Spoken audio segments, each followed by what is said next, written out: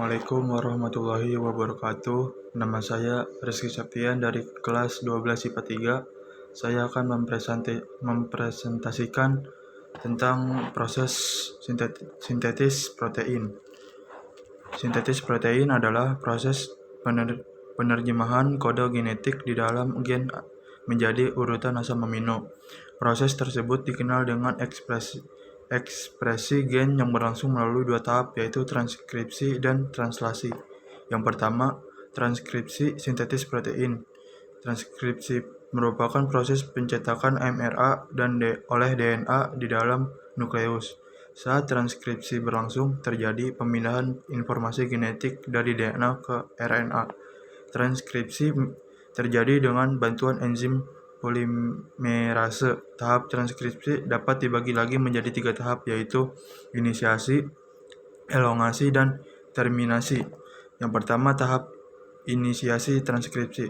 Tahap ini diawali oleh melekatnya enzim RNA polimerase pada rantai atau pita DNA pada titik awal. Daerah ini dinamakan dengan promoter, yakni tempat dimulainya sintetis pasangan DNA oleh mRNA. Rantai DNA akan terbuka, akibatnya basa nitrogen pada rantai tersebut menjadi bebas. Basa nitrogen pada salah satu rantai DNA tersebut akan menjadi cetakan mRNA. Jadi rantai sense adalah rantai DNA yang kodenya disalin. Yang kedua, tahap elongasi transkripsi. RNA polimerase akan membuka ikatan double helix pada bagian gen yang dikenali dan kemudian akan menyalin urutan basa yang ada pada DNA sense sehingga terbentuk RNA baru. Enzim mRNA hingga membentuk rantai mRNA. Rantai mRNA ini akan terus memanjang. Tahap yang ketiga yaitu tahap terminasi transkripsi. Urutan ini memberikan sinyal bahwa transkripsi RNA telah selesai. Setelah ditranskripsi, RNA polimerase melepaskan hasil transkripsi RNA. Yang kedua yaitu translasi sintetis protein. Tahap translasi adalah tahap penerjemahan kode mRNA oleh tRNA ke dalam urutan asam amino. Tahap ini terjadi dalam sitoplasma dengan bantuan ribosom. Tahap translasi dapat dibagi lagi menjadi 3 tahap, yaitu inisiasi, elongasi, dan terminasi. Yang pertama, tahap inisiasi translasi.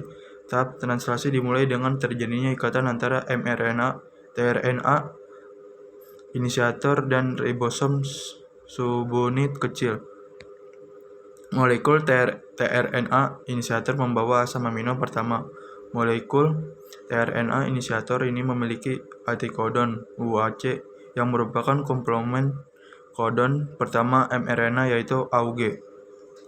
Kodon pertama adalah urutan 3 basa nitrogen pertama yang dimiliki mRNA yang akan berikatan antikodon tRNA inisiator.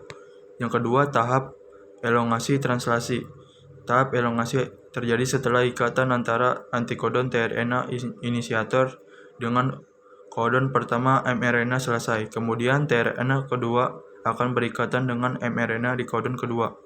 Molekul tRNA ini membawa asam amino prolin. Setelah tRNA kedua dan mRNA berikatan, maka kedua asam amino yaitu metionin dan prolin akan berikatan dengan bantuan enzim peptidil transferase. Yang ketiga yaitu tahap terminasi translasi. Tahap translasi selesai ketika ribosom mencapai kodon stop pada mRNA. Kodon stop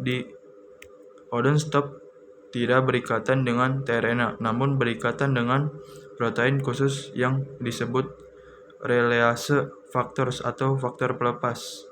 Sekian, kurang lebihnya mohon maaf. Wassalamualaikum warahmatullahi wabarakatuh.